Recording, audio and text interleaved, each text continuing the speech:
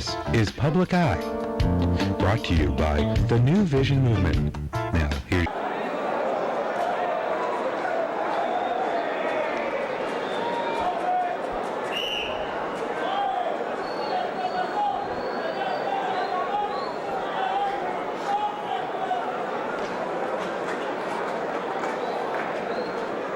It's yet another goal kick to the Cayman Islands, and Alfredo Whitaker boots the ball downfield towards one of his colleagues, and for the first time the ball actually is in the possession after a goal kick with the Cayman Islands, with number 9 Eric Brown trying to make progress forward and was stopped in his tracks there by a Cuban player.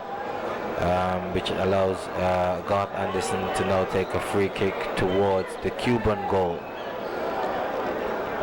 So Garth moves up and tries with his right foot to curl one in.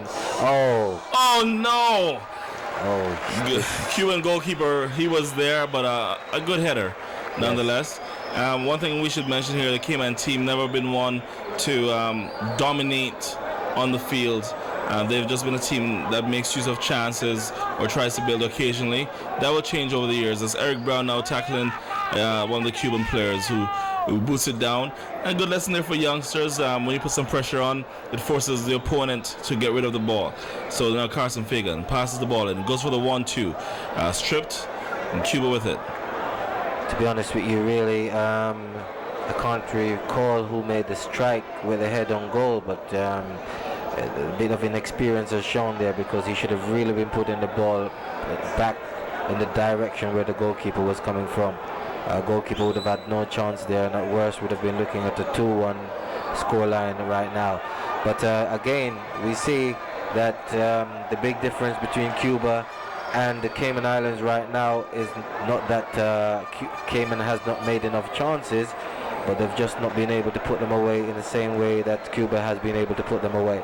And that's why we're currently down to 2-0 still, with just over 10 minutes of the game to go.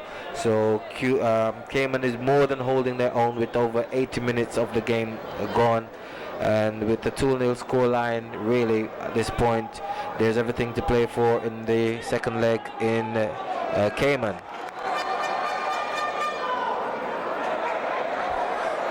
Coach, as Cuba tried to make another attack against Cayman, I've been privy to listening to a few comments after the game by a few players and fans alike, who have said that maybe at this point in the game you should have at least been looking to make some kind of a change for the bench. Now, obviously, from what I can see, when you're playing in a away game of this nature, which is a two-legged affair, one of the big advantages is to try and at least get an away goal, which obviously puts you in a very strong position for the return leg.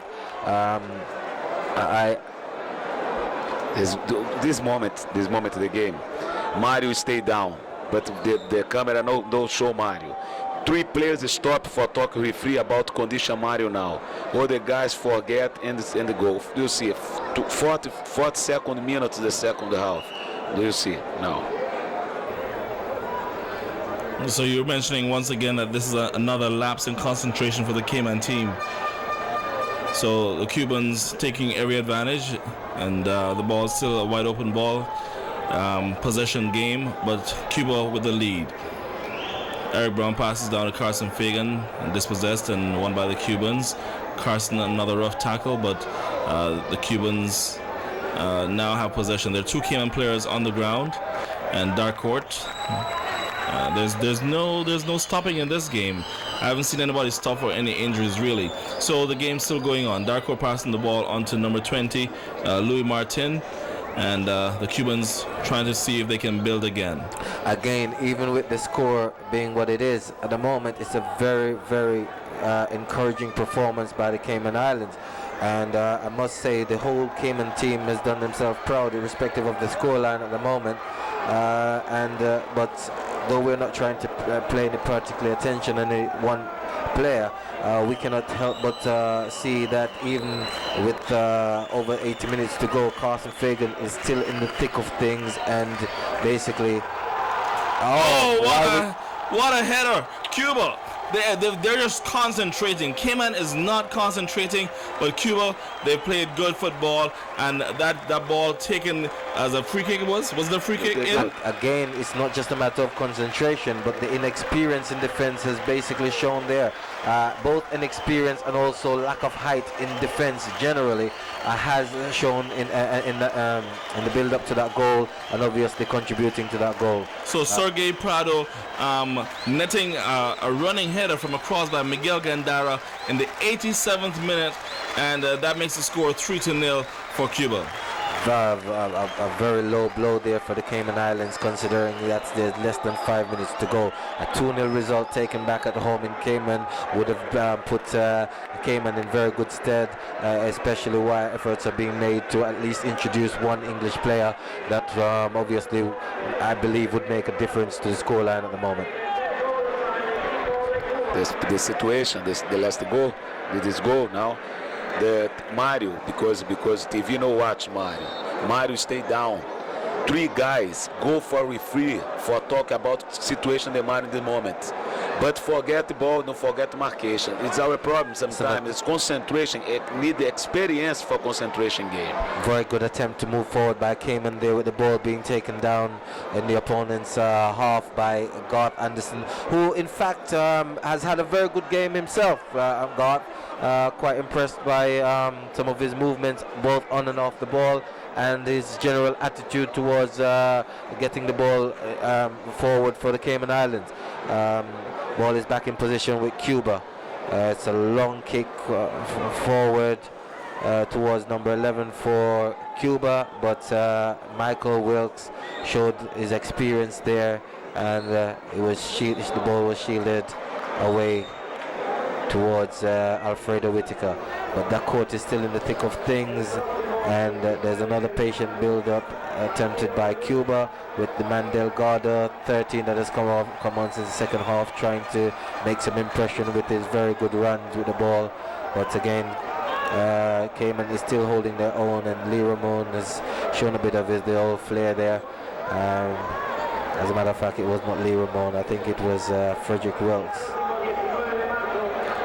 So now the Cayman team definitely in a hole. They're 3-0 down in Cuba, which means it makes it much harder for them when they come here to face them in the second leg.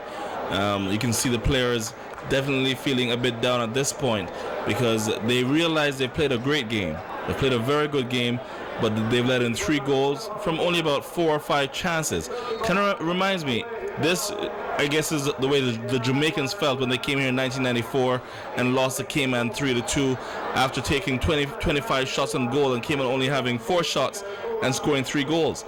So in this case, I think it's been even chances as far as attempts, but Cuba were taking advantage. Their experience counting, as Barry says, but more than anything else, this game will be a good lesson for Cayman, for the youngsters as they look back over the tape, for the team in general. The lapses in concentration, the times that they have not been running, the questioning of the umpire or the referee when they should be playing. You know, one of the lessons you always learn is never stop playing until the whistle's blown. But the Cayman team has forgotten that.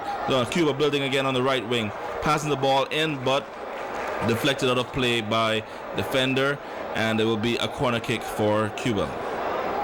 Again, the position still at 3-0 down with Cayman at the moment is not a position that cannot be come back from, because as we can see throughout the game, Cayman has been able to penetrate and get behind the defense of Cuba, and therefore really considering that they're playing under their circumstances at home, and we all know, we've already mentioned all the disadvantages that the Cayman Island team is playing. Let's just stop for a minute as an attempt was made to try and get the ball into the box by Cuba, but it was not anything to worry about. Eric Brown is again down by an attack by the defender from Cuba. which gives Cayman one more chance to move forward and try to at least get a consolation goal to take back home with them in Cayman. Here's Alfredo Whitaker trying to help. The defenders are staying back, but he's come all the way forward to see if he can get the ball down. Takes a long kick into the area. And the goalkeeper misses the ball, but the Cuban defender right there to clear it. And here's the experience. The Cuba player just, instead of trying to play the ball within the area, heads it out for a throw into Cayman. Oh dear. I mean, you know, I have seen Alfredo doing those kicks time and time again, and it was a very, very good kick, free kick into the box. Again, we did not have the personnel to convert. So according to the tape time here now, for a game that has not been stopped much by the referee, actually, there's been no stoppage in this game.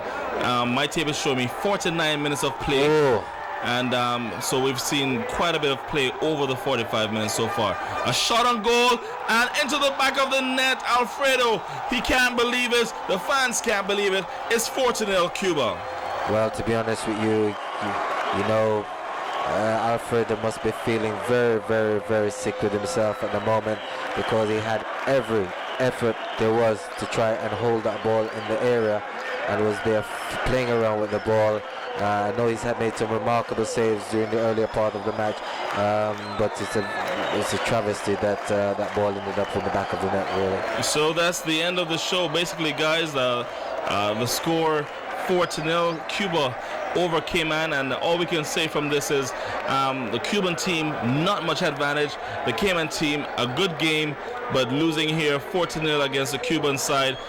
When they come back to Cayman on the 19th, hopefully the Cayman fans will come out and support the Cayman team, because they played a very good game here at the stadium here in Havana. That's all the time for Sports Extra. We'll hear more from Coach and Barry throughout the week on News 27, but right now I'm Steve Blair, and we'll see you next month on Sports Extra.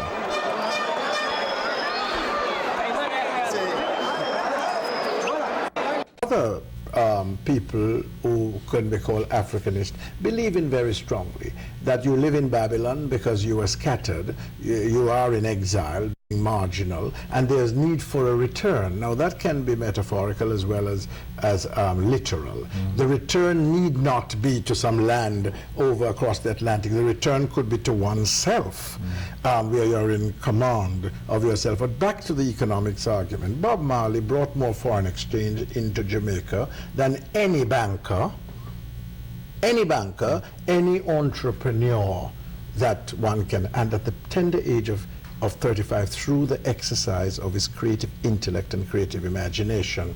The Caribbean has $1 billion industry in the music it creates. We get very little because other people, middlemen, come in and package the thing and so on. This is something that Jamaica and Trinidad are currently looking at to get it into their industrialization program. So the two are not by any means separated. I just feel that whether you're planting yam, cocoa, fishing, conch, whatever, that unless you have that sense of self, sense of place, sense of purpose, you're not likely to produce. Well, I think that the reason why I went back to that is because we were talking about the question that Cayman now faces with regards to choosing British citizenship, full British citizenship, or retreating and saying we want to have a separate Caymanian identity.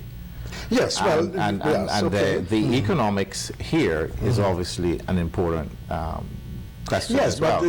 But I mean, but we do not have that particular concern with the self-assurance. Well, let me remind the Caymanians that at the moment there's a movement in Britain itself of devolution to the Welsh and to the Scots, because in fact the world, you know, those who believe in homogeneity are in for trouble. One of the nice things about the Caribbean is that people like yourself and myself can genuinely describe ourselves as part African, part European, part Asian, part Native American, but totally Caribbean. It's the heterogeneity. People who have had power have tended to feel that their racial, ethnic type is the superior, which is nonsense. The world is changing. The world has changed. That in fact it's a heterogeneous world where the dilemma of difference has to be coped with. And in a place like Britain, which continues to be a model for too many of us, I think, in the Caribbean, they are going. Mr. Blair is doing some interesting things. It's given Scotland its own parliament. Well, the Welsh have always been very, very nationalistic, and they tried to bring a balm in Gilead with the Prince of Wales and so on, but the Welsh, there's the Welsh Assembly and so on. Now, so there's nothing in Congress with Caymanians wanting to be Caymanians.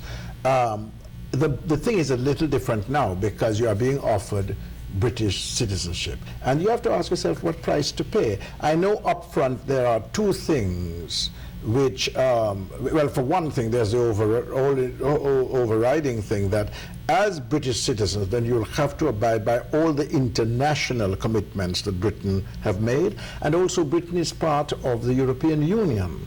And the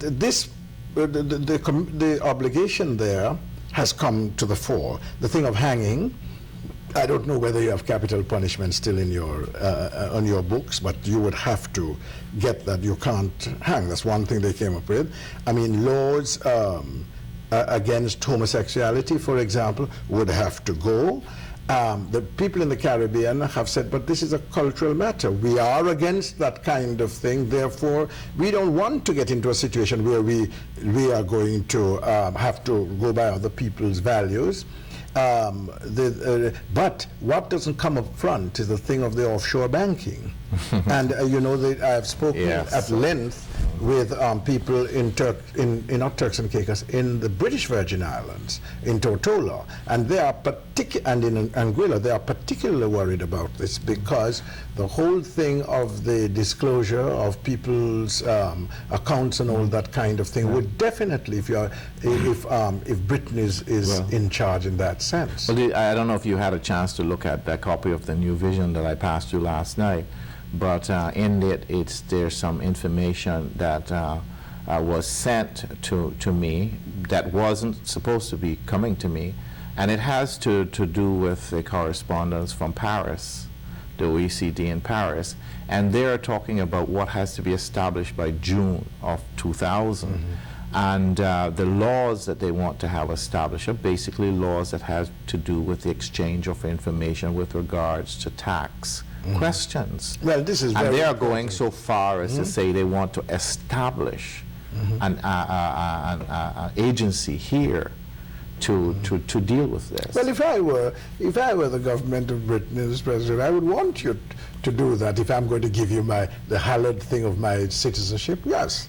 But it's for the Caymanians to decide. But it's a lot of Caymanians are feeling that the reason why we're being offered citizenship at this time is so that we can be more easily controlled. Precisely, and it makes sense. You know, of course it would be. Of course it would be. It's not fashionable to have colonies anymore, and you are in the middle position, and you have to decide. Now, I think this is I would regard this as an opportunity and a challenge rather than something which is terrible.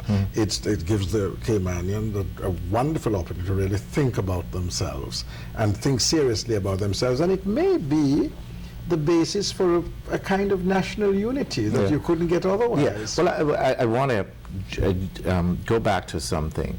The differences that you were talking about.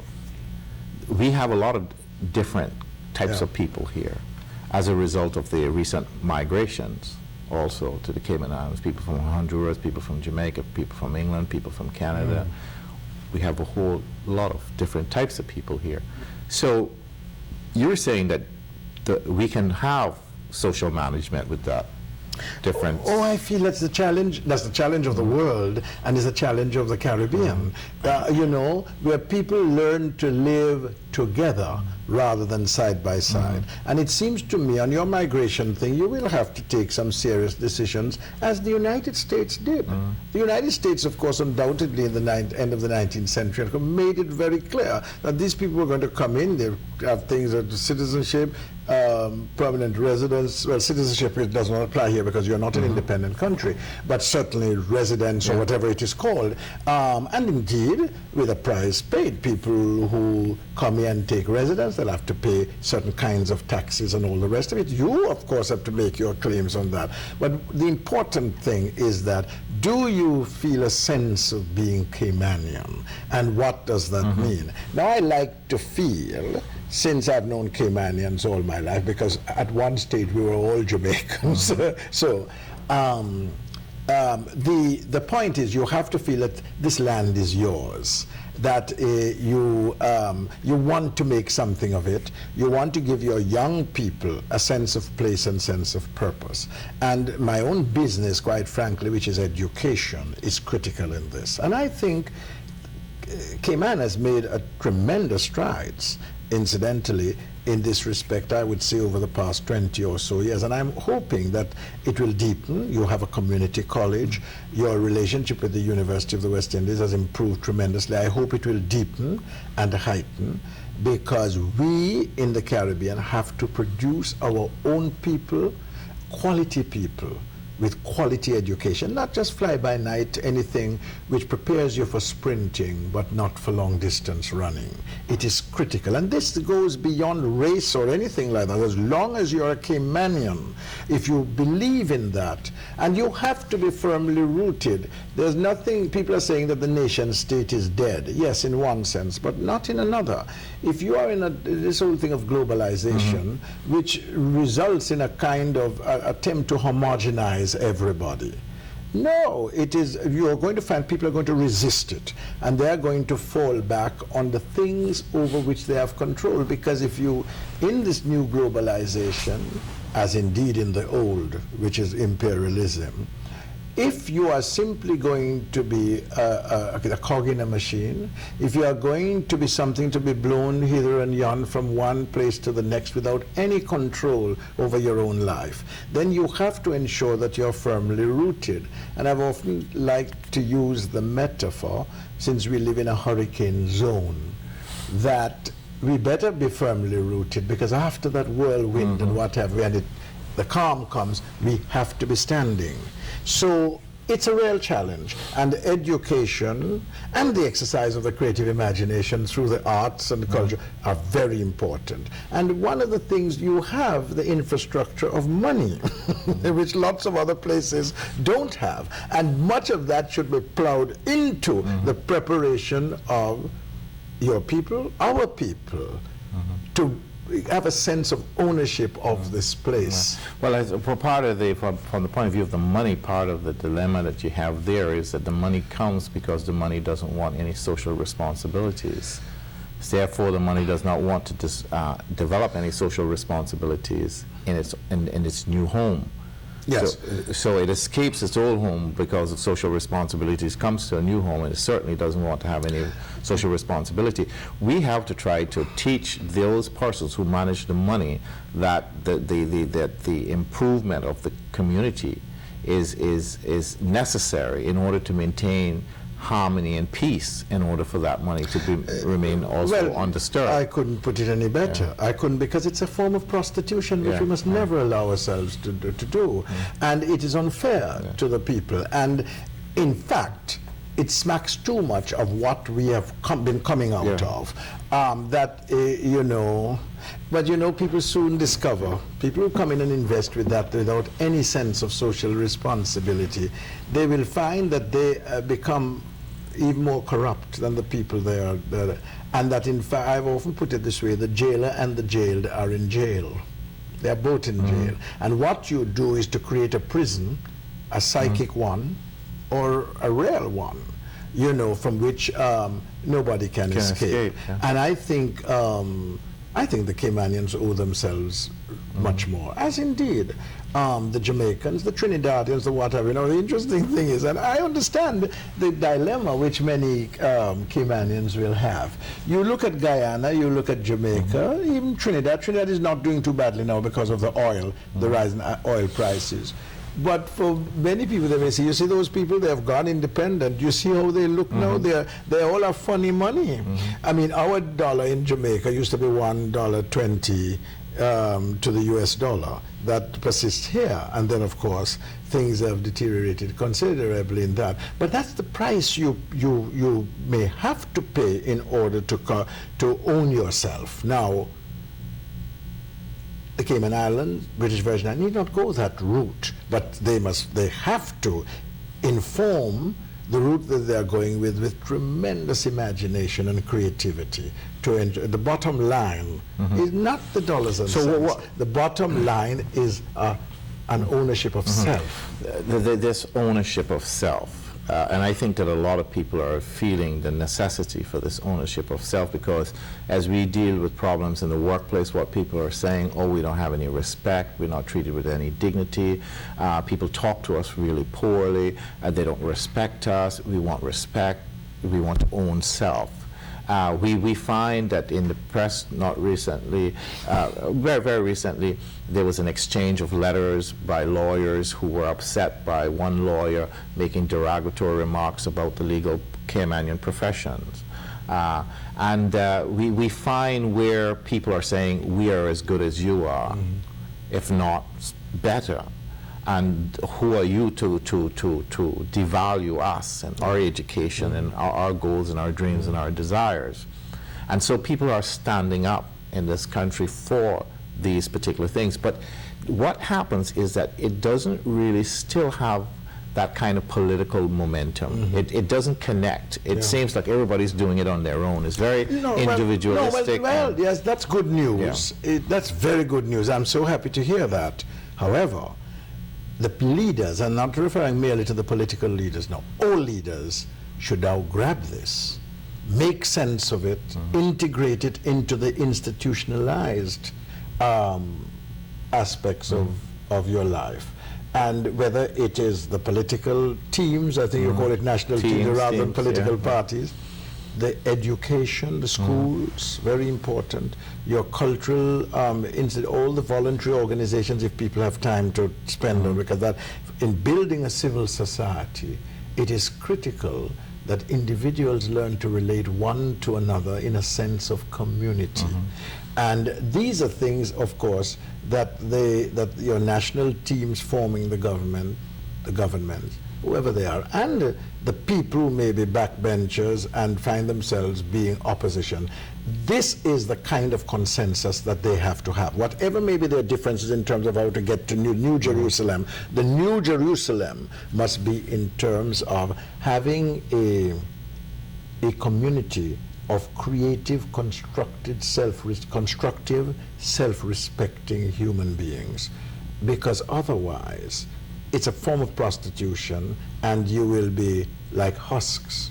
And surely Cayman deserves more than that. I come here and I see the infrastructure beautiful, nice roads, nice buildings, and what have you. The only trouble with roads and buildings is that they don't talk. They don't, you know, the people who really talk and make things happen are people. They also sabotage things and will make nonsense of those roads and buildings are people. Therefore, the investment in the human resource is critical. You notice, Professor, that when I started about gossip. Yes, and one of the reasons, like you know, when you talk now about buildings and people and human development, and that what I seem to always see about my society, the Cayman Islands, is that there has been very little emphasis on the development of that human personality. Yeah. And what I have always admired about you from the first time I met you many years ago, you probably still can't remember when that meeting took place, but it did take place, was the fact that you always projected to me a person who was complete in self, that self is so important, and that you don't seem to be looking anything. You don't seem to be wondering. You're sure. You know. And what you know is who you are, what you are, where you are. And that's critical. And I found that as being very important. Well, I owe a lot of that to Jamaica, let me tell you, because I grew up, my generation grew up in a Jamaica which was in search of itself. And a lot of my old Caymanian friends who came to school in Jamaica felt that way. I mean, there were quite a few of them were good buddies of mine. And the important thing, you know, I grew up as a child of a village. I had a sense of other people. I knew that if one has to be a star, there has to be a constellation within which, because you cannot be out there shining very brightly. Nobody takes any time, because you know, so what? And the other thing that I learned from that, this sense of community, is that the interdependence of each other. And Jamaica, of course, has lost some of that because of the rapid urbanization in a place like Kingston, though I must tell you the yard culture turns on much of the thing of the interrelationship between people. But what I did learn in my schools, country schools, I went to a country school deep in the bush, was, as you said, the wholeness, the holistic development of the human being. So I kept emerging and growing as a total human. I was interested in everything. And, you know, I had a grandmother who used to say, if you don't have anything good to say about anybody, say nothing. Now, that has been an excellent guide. And interestingly enough, those grandmothers, they were fantastic. You know, I recently did something on the Rastafarian Brethren and largely on the reggae artists. In view of Bob Marley's great projection now at the moment across the Atlantic, on both sides of the Atlantic, lots of people are talking about him and what he emerged from. But those fellas, if you go into any content analysis of the reggae lyrics, you will find they are informed. I'm not talking about dancehall now, I'm talking about reggae, real reggae. You will find that their sources are very interesting. Their grandmother's proverbs. Secondly, the philosophy and opinions of Marcus Garvey. And thirdly, the Old Testament. Those fellows read, they listen, they what have we. And that could only have come out of a village situation. So this sense of community is critical and should be on the agenda of any government or opposition in a place like this and throughout the Caribbean. And related to that is the thing of the environment.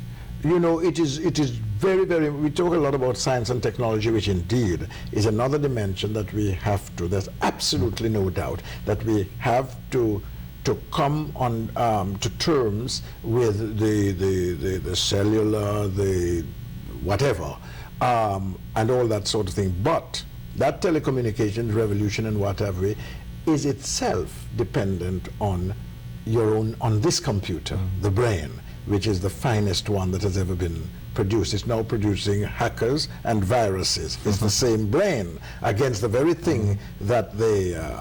So similarly, when one talks about science and thing, you don't run to the computer first for the child. Let him or her know about the mountains, the hills, photosynthesis, the marshes. What's the point of the marshes? Yes, they might have brought you a lot, and the sandfly and whatever, but you have to be very careful that you don't drain all of them away. You lose your rainfall, you do all sorts of things. Now, all of this is so important. I find that places like the Cayman Islands, the Turks and Caicos, Montserrat, and what have you, Montserrat with its volcano, all these territories have the advantage of a late start. And they mustn't make the mistakes that Jamaica made, that Trinidad, Barbados is doing very well at the moment, but even that, because of the world in which we live, it is fragile. One must remember, and the present prosperity of a place like Cayman, a good deal of it has to go into building an infrastructure. Oh, I was so pleased to find myself driving on a highway, a bypass. You know, that's very good. Some drainage has taken place, but that's very good. That I am reliably informed this is a result of investment, foreign investment in the country, good. At the same time, the schools, the whole educational system, primary, secondary, tertiary, all of this has to be built on. All leaders of the society had need to be at one on this. There are many churches, I gather, in a country like this. There are two all over the Caribbean, but I also gather that it is nicely balanced by almost as many bars. So we are, in fact, we are a fantastic people. And I'm identifying myself with the Caymanians now who have had their life and being in the Caribbean, not people who have simply recently come, and even those who have recently come and have decided to make Cayman their home. So the subconscious plays a role in politics, and you're saying? Always, I mean, always. What we read in political treatises and books is not the whole story. You know, the administration of power, the exercise of power. It's interesting how decisions are taken. There are some things which are being brought into political discourse now which would have been definitely outer field in the old days. There is, of course, the whole thing of sexuality and all the rest of it, and what presidents and prime ministers and chief ministers do, which is nobody's business, but have become part of it because somehow they feel that if there's a Monica Lewinsky in the office, that this is likely to affect political decisions. Here in the Caribbean, of course, I suspect that many of our political leaders would marvel at what they did to poor Mr. Clinton, because here what he did would I suppose, be regarded as a matter of civic duty. But in the United States, of course, they're bringing a lot of moral things into the thing of health. The health of a leader, of a political leader, again is brought in. Now, and we know the story, very few people knew that Roosevelt had polio and whatever, they concealed it, they whatever, and so on. But it is true that if you're not healthy, you're not likely to take decisions at time which make sense. And in this region, and Cayman has had high blood pressure, hypertension, and diabetes are debilitating diseases, and they are very rampant. What kind of effect do they have on important national decisions? All of these things now have to be taken on board. But I mean, it's the same, at the same time, no one individual makes a decision. I mean, the decision is a collective thing. Admittedly not. But one individual as moving spirit or what have you know, can in fact have a tremendous impact on how a decision is taken. Well, that's... And what decision is taken. Well, that's when I'm asking about the role of the subconscious in political decisions, or in politics in particular. You know, we talk about the charismatic leader. Yeah. And we attribute, for instance, this particular leadership style to the late Michael Manley. Yes. But when you read of him, you get the idea that he's making a lot of the decisions, more so than people around him. Whereas if you looked at the United States of America, you have the feeling that the bureaucracy is making the decision rather than the leader. In the Caribbean, I mean, do you still think that that particular culture of the leader is important? Oh, yes, definitely. Everywhere too. Mr. Clinton, how else could he have survived, despite being girdled with bureaucracies of one kind or no? He is very important. Except there's one difference in the Caribbean, though, and let me draw on the religious dimension of our life, or paradigm. I don't use the word charismatic in my own official writings, academic writings anymore.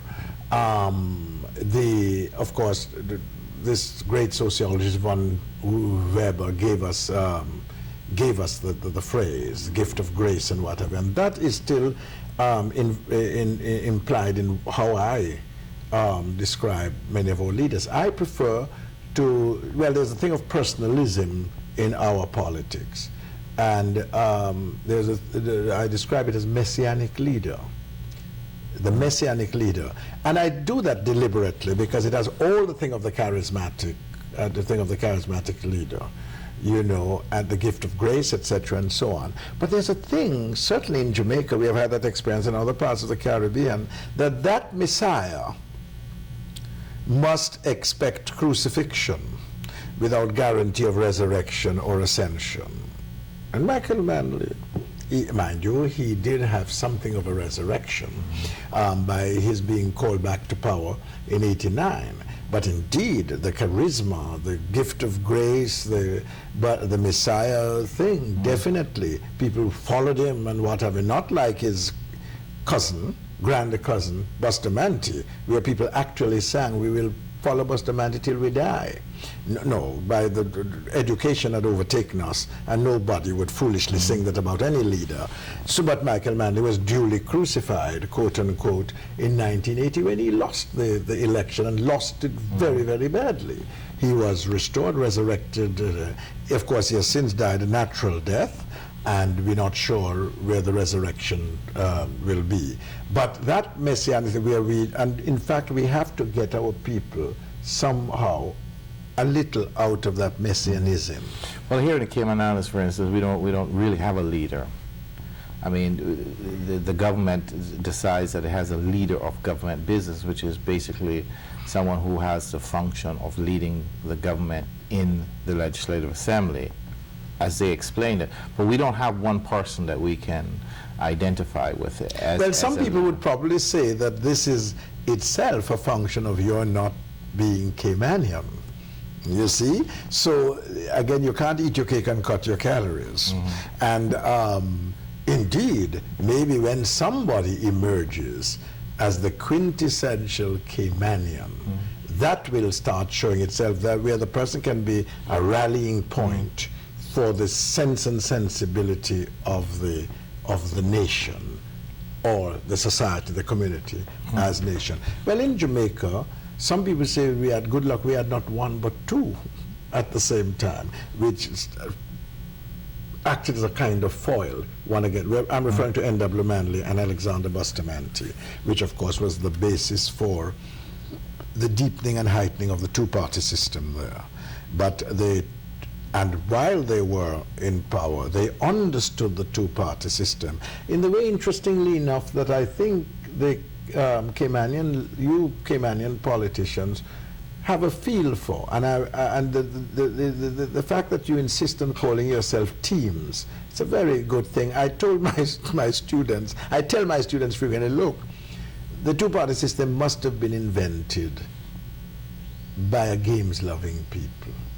Because it's really two teams that, when people say the American Republicans are like the Democrats, and that